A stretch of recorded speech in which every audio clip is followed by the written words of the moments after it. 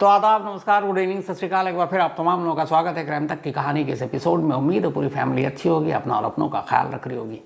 पिछले कई दिनों से बहुत सारे मेल आप लोगों के आए और उस मेल में ज़्यादातर यही था कि महाकुंभ में जो 28-29 की रात संगम नोस के करीब जो कुछ हुआ, जो भगदड़ मची उस शाही स्नान से पहले, और उसमें लोगों की मौत के आंकड़ों को लेकर जो सोशल मीडिया पर एक बहस चल रही है। बहुत सारे लोगों की शिकायत है कि नेशनल मीडिया जो है उसको ढंग से कवर नहीं कर रहा है या सच छुपाया जा रहा है, पुलिस प्रशासन इवन मीडिया की तरफ से। तो उसकी सच्चाई क्या है? और ये कई दिनों से ये मेल था।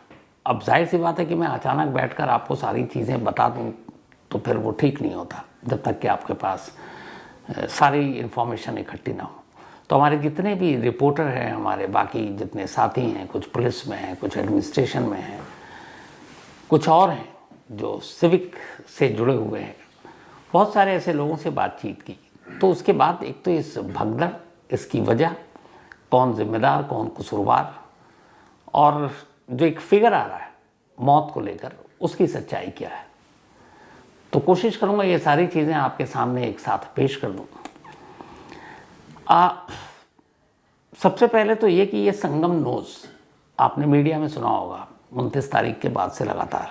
तो संगम नोज प्रयागराज में वो जगह है जहाँ पर गंगा और यमुना आकर मिलती है और वो फिर एक कोण बनता है, और उस कोण का जो की तस्वीर जो दिखती है वो लगभग आपके नाक के जैसे दिखाई देती है, तो इसलिए उसको इंग्लिश में संगम नोज कहा गया। अब भगदड़ की पूरी तस्वीर संगम नोज के पास ही बताया गया है और यहीं से खेल शुरू हो गया। असल में जिस जगह पर इस संगम नोस के करीब उस 28 या 29 जनवरी की रात, जब मौनी अमावस्या से के दिन शाही स्नान होना था, जो भगदड़ की खबर आई रात करीब 1:30 से 2-2:30 के बीच में, जो पूरी मीडिया है इस वक्त देश की और इंटरनेशनल, वो सारी उसी संगम नोस के इर्द गिर्द अपना डेरा डाले हुए हैं। बाकायदा मीडिया के लिए वहाँ पे टेंट, ठहरने, सबका इंतज़ाम है, जो भी एक्रेडिटेड है मीडिया वाले, तो सभी लोग हैं, हमारे भी बहुत सारे रिपोर्टर हैं वहाँ पर, तो उनको लाइव दिखाने के लिए वो भी वैन भी वहीं पर है। तो कुल मिलाकर संगम नोस के इर्द गिर्द ही पूरा मीडिया का बसेरा है। तो वहाँ पे कोई भी चीज़ होगी शायद ही किसी कैमरे से बच जाए।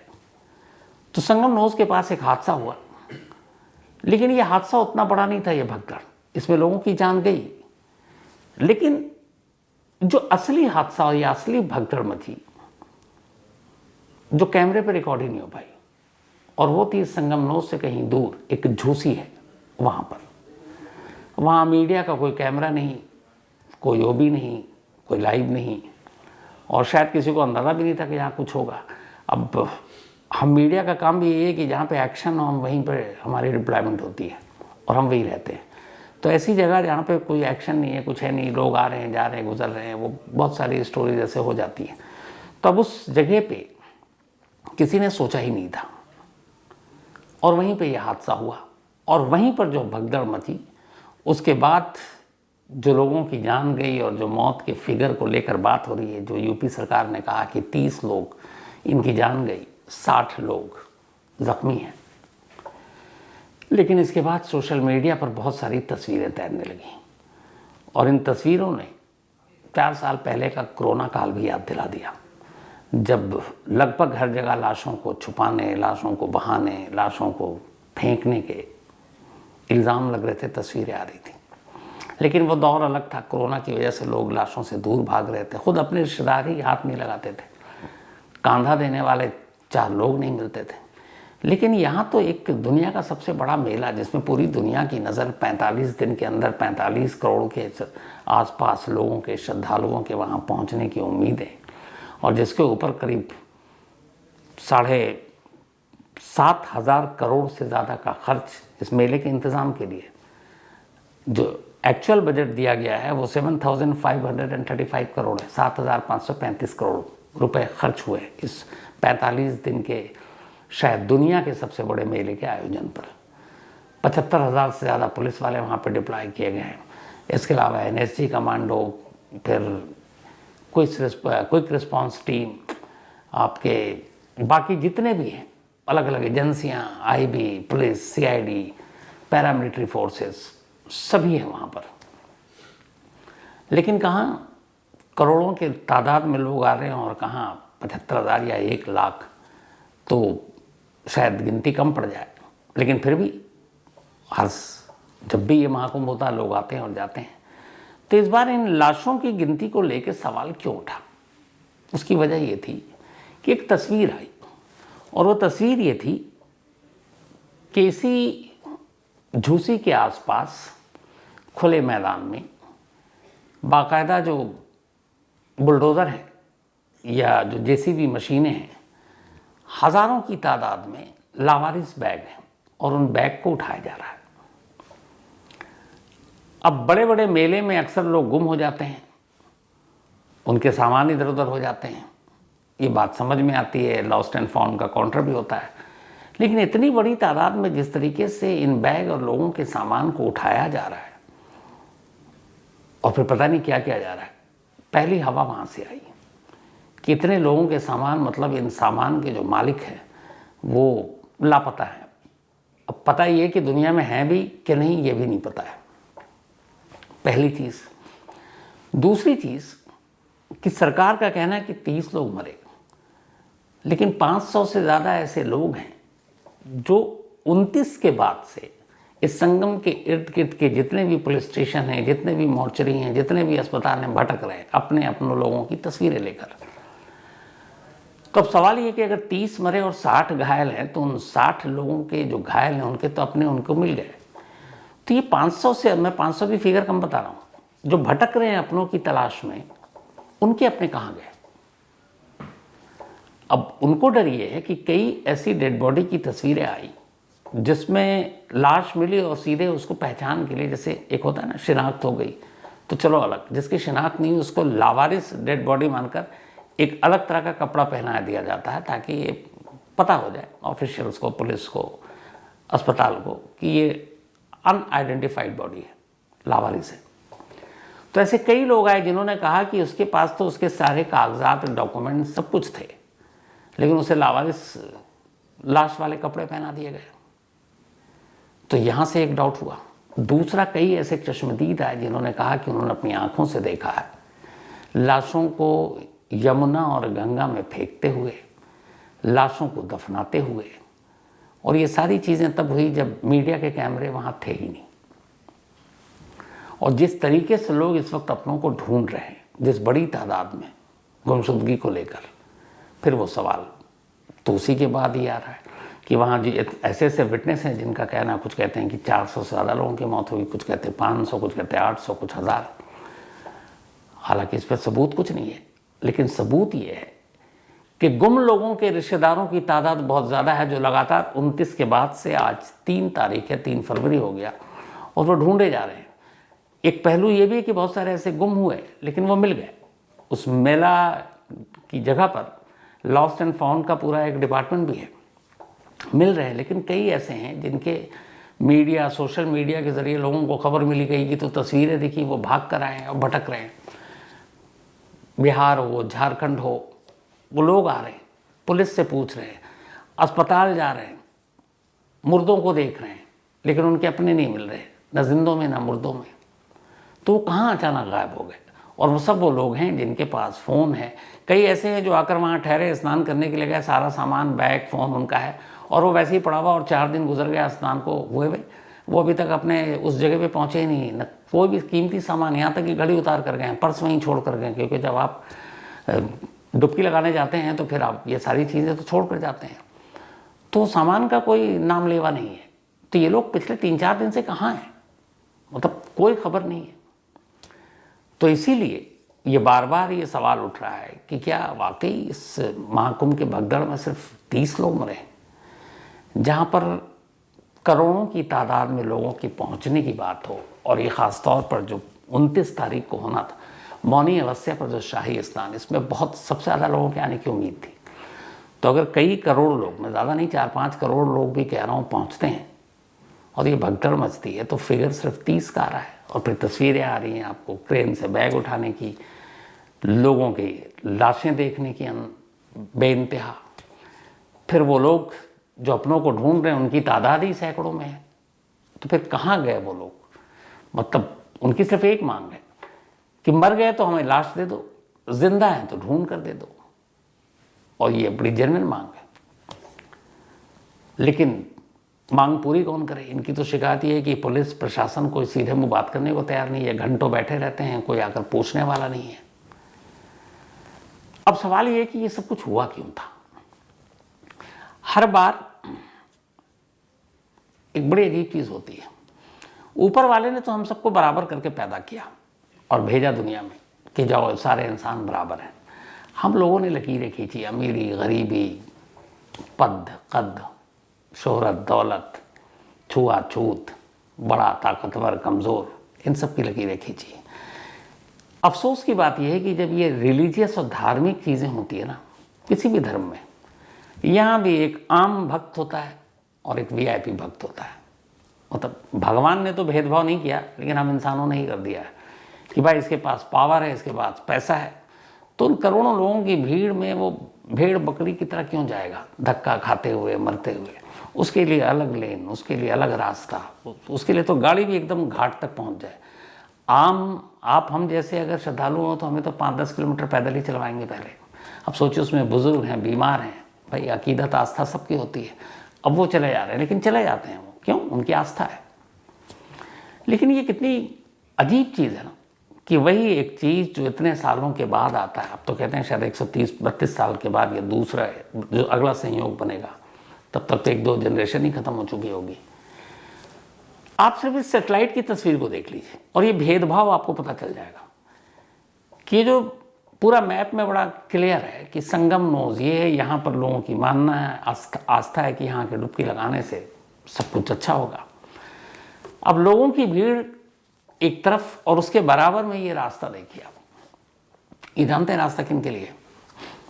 जिन्हें हम आप चुनकर विधानसभा से लेकर लोकसभा में भेजते हैं, जो हमारे आपके वोट की वजह से मंत्री बनते हैं, सांसद बनते हैं, विधायक बनते हैं। ये उनके लिए, क्योंकि वो पावर मिलते ही वो फिर हमसे आपसे जुदा हो जाते हैं। जितने एक्सपर्ट्स हैं, जो मैंने रिसर्च किया उसके हिसाब से शायद ये हादसा ना होता। इस हादसे की सिर्फ 2-3 वजह थी। पहला, 29 तारीख को ये शाही स्नान होना था, पूरे सरकार के पास ये सारी चीज़ें पता थी कि इसमें कई करोड़ लोग शामिल होंगे, लेकिन इसकी शुरुआत हो गई 27 जनवरी से ही गड़बड़ी की। 27 जनवरी से लेकर 29 जनवरी की रात तक, यानी 28 जनवरी की रात तक जो कुछ हुआ, अगर सिर्फ आप उसको ध्यान से सुनेंगे तो आप समझ जाएंगे कि हादसा क्यों हुआ। 27 और 28 जनवरी को, चूंकि 29 जनवरी की सुबह मौनी अमावस्या पर ये शाही स्नान था, जब से वहाँ कुंभ शुरू हुआ सबसे ज़्यादा वीवीआईपी मूवमेंट था, सबसे ज़्यादा। 27 और 28 जनवरी की वीवीआईपी, अगर 27 की सिर्फ हम बात कर लें, वीवीआईपी मूवमेंट के साथ साथ इस संगम नोज या संगम घाट तक जाने के लिए जो है 30 पंटून पुल बनाए थे। पंटून पुल वो होता है जो टेम्प्रोरी बना देते हैं, तो वो 30 पंटून पुल बने थे। ये सारे वो पुल की तस्वीरें हैं जो आप देखेंगे। अब ये 30 पंटून पुल सारे भक्तों के लिए नहीं बनाए गए थे। ये पंटून पुल आधे से ज़्यादा, बल्कि आधे क्या 1/3, 30 में से 20 वीवीआईपी लोगों के लिए बनाए गए थे। पूरे देश के मंत्री आएंगे, गवर्नर आएंगे, सीएम आएंगे, पता नहीं दिल्ली से जाएंगे, तो उन्हें कोई तकलीफ ना हो, उनकी गाड़ी बिल्कुल बस यहाँ तक पहुँचे और पंटून पुल में बिना धक्का मुक्की, उनकी खादी पे कोई दाग ना लगे, पसीना ना आए, और वो आराम से जाकर नहाएं और पुण्य लेके चले जाए। तो ये पुल उनके लिए था।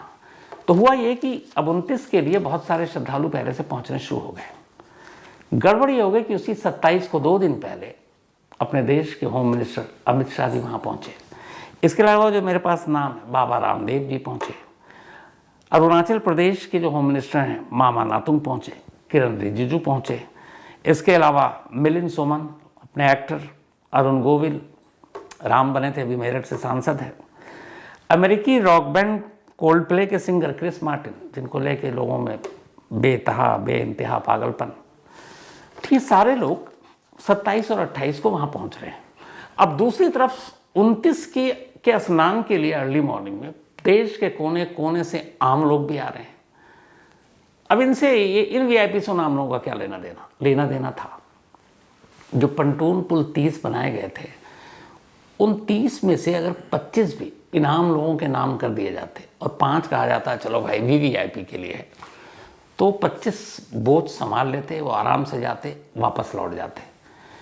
लेकिन आप जानकर हैरान रह जाएंगे कि 30 पंटून पुल जो बनाए गए, जिस दिन सबसे ज़्यादा भीड़ थी मौनी अमावस्या वाले दिन, 21 पंटून पुल सिर्फ और सिर्फ वीवीआईपी के लिए ब्लॉक करके रखा गया था। सिर्फ 9 पुल आम लोगों के लिए, आम भारतीयों के लिए खोला गया था। सोचे करोड़ों की तादाद में जो है उनके लिए 9, और जो 2-4-500 होंगे वीवीआईपी, उनके लिए 21। क्यों? वो अकेले तो आएंगे नहीं, परिवार होगा, दोस्त होंगे, वीवीआईपी रील बनाएंगे, शूट करेंगे। कई तस्वीरें आप देख रहे होंगे, आगे पीछे गार्ड होंगे, गार्ड भी इसी बहाने डुबकी लगा लेते हैं। ये सब किसके नाम पर? जो आम श्रद्धालु हैं, जो बेचारे आस्था में के मारे कहाँ कहाँ से चले आ रहे हैं, कैसे कैसे धक्के खा के आ रहे हैं। तो 30 में से 21 उस दिन बंद था, बंद वीवीआईपी मूवमेंट। अब लोगों को पुलिस इधर रोक रही है कि अभी सुबह स्नान करेंगे। उधर अखाड़ा के लोगों की जो परंपरा है, पहले वो स्नान करेंगे मौनी अमावस्या के दिन। तो पंटून पुल बंद, तो लोग क्या करें, तो वो कुछ जहाँ पे रुक गए कि पंटून पुल खुलेगा फिर जाएंगे। अब पंटून पुल के किनारे लोग खड़े हुए घंटों, 8-8 घंटे हो गए, पुलिस वाले रोके हुए हैं बैरिकेड लगाकर। अचानक वो देखते हैं कि एक एसडीएम की लाल बत्ती की गाड़ी जा रही है, कोई और वीवीआईपी है, उसके लिए पंटून पुल यूं खुल रहा जा रहे हैं। तो उनके सब्र का बांध टूट गया। कह रहा हम इतने घंटों से खड़े हैं और ये कोई भी वीवीआईपी आता है और उसके लिए साहब लोग खोलते हैं, सलाम ठोकते हैं, और वो आराम से जा रहा है घाट किनारे एकदम। पहला गुस्सा वहाँ आया, उन्होंने भगदड़ मचाई, उन्होंने पुलिस के बैरिकेड तोड़े, बल्कि एसडीएम की गाड़ी को भी जला दिया, जो उन सबको रोक कर खुद जा रहा था। वो भी अपने या तो ड्यूटी पे होंगे या कुछ साहब के बेचारे ड्यूटी पे लगा दिए गए होंगे कि उनका ख्याल रखो। तो वहाँ हुआ, उस भगदड़ में जो कुछ हुआ, उस भगदड़ को तो मीडिया ने कवर किया, क्योंकि सारे मैंने शुरू में बताया, वो भी बैन से लेके सब कुछ था। लेकिन इधर ये हुआ कि जो भीड़ को रोक के रखा गया था उस संगम नोस से दूरी पर, जैसे उसमें से 2-3 जगह जो खबर है वो ये है कि उस रात 4 जगह पे भगदड़ मची थी। संगम नोस पे, एक झूसी पे और एक और 2 जगह उसी के इर्द गिर्द। अब वहाँ पे लोगों का फ्लो बढ़ता जा रहा है, क्योंकि आगे उनको जाने नहीं दिया जा रहा है। इधर भगदड़ मची थी। अच्छा, लोग भी ये कि चलो अभी सुबह होगी, सुबह स्नान करेंगे, कुछ बेचारे थके हारे पैदल चल चल कर आ रहे हैं, सो जाते हैं।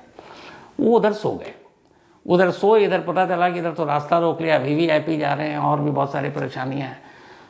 भीड़ में एक अफवाह चिंगारी की तरह काम करती है।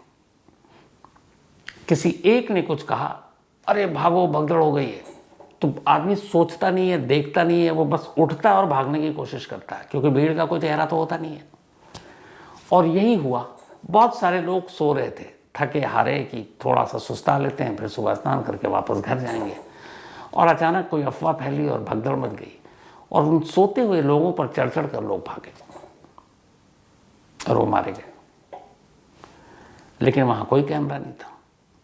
इन सब चीज़ों के बाद जब अपनों को ढूंढने के लिए अलग अलग राज्य से वहाँ लोग पहुँचने शुरू हुए, जब मीडिया पर उन्होंने भगदड़ की खबर देखी, खबर के बाद हर एक ने अपनों को कांटेक्ट किया।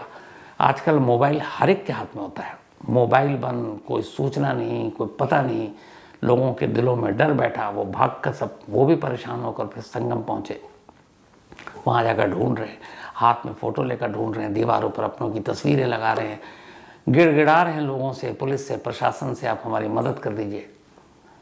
तो जब उनकी तादाद बढ़ी तो फिर ये हुआ कि भाई मरने वाले तो 30 थे, फिर ढूंढने वाले इतने कहाँ से आ गए।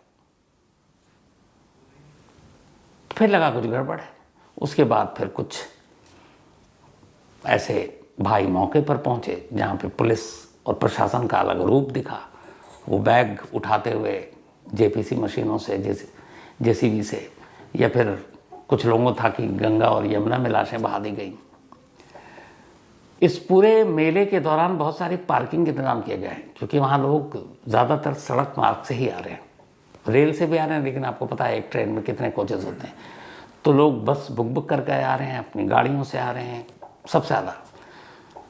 इस हादसे के बाद से प्रयागराज में इस संगम के किनारे जितनी पार्किंग है, उनमें से कई पार्किंग में अभी भी बहुत सारी ऐसी गाड़ियां पार्क हैं जिनका कोई मालिक उन्हें लेने वापस नहीं आया।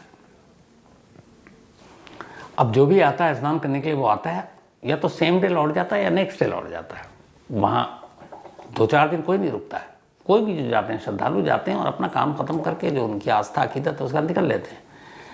लेकिन उन पार्किंग में ही इतनी गाड़ियाँ खड़ी हैं कि अब उस पार्किंग पे भी सवाल आ रहा है कि ये गाड़ियाँ किसकी है जिनका कोई नाम लेवा नहीं है, वो कहाँ गए, उनकी सच्चाई क्या है, किसी को पता नहीं।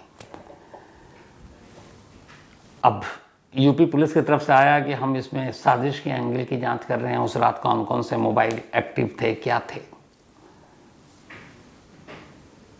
अब क्यों कर रहे हैं भाई, जब आपने सब कुछ 3 मिनट की प्रेस कॉन्फ्रेंस की थी, जब ये उठा था मुद्दा कि भगदड़ मची, कितने लोग मरे, 3 मिनट, और सिर्फ ये बताया कि 30 मरे हैं, इनमें से 25 की पहचान हो गई है, बाकी बस इतना 60 घायल हैं।